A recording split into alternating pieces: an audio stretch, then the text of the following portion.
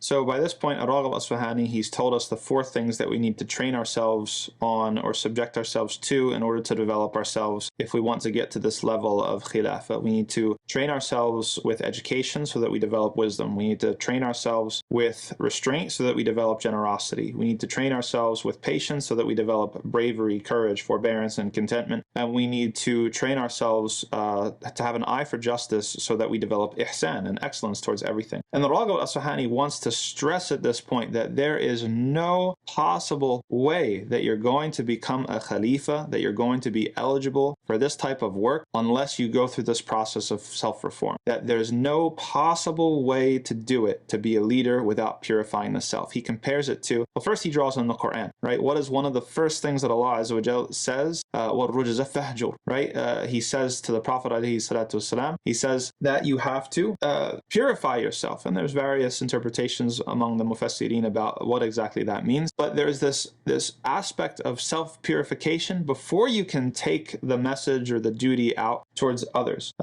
Because at the end of the day, it's as if you have a pure vessel, it's going to affect the contents of your vessel. And if your vessel is contaminated, it's going to contaminate the contents of that vessel, right? If you have a glass and the glass is, you haven't washed it in a long time, it's got streaks and stains and bits of food and things like that on the inside, then you put water into it. Okay, what's going to happen to the water? It's going to get contaminated by whatever is in the glass, right? So that's you. You're the glass. Your heart, your soul is the glass. Don't think that you're going to assume this leadership role. A lot of us make this mistake, especially in the Muslim community when it comes to activism. We want to get into this activist role. We want to start rubbing elbows with the legislators and the community leaders and the people out on the street doing this work, doing that work, doing this work.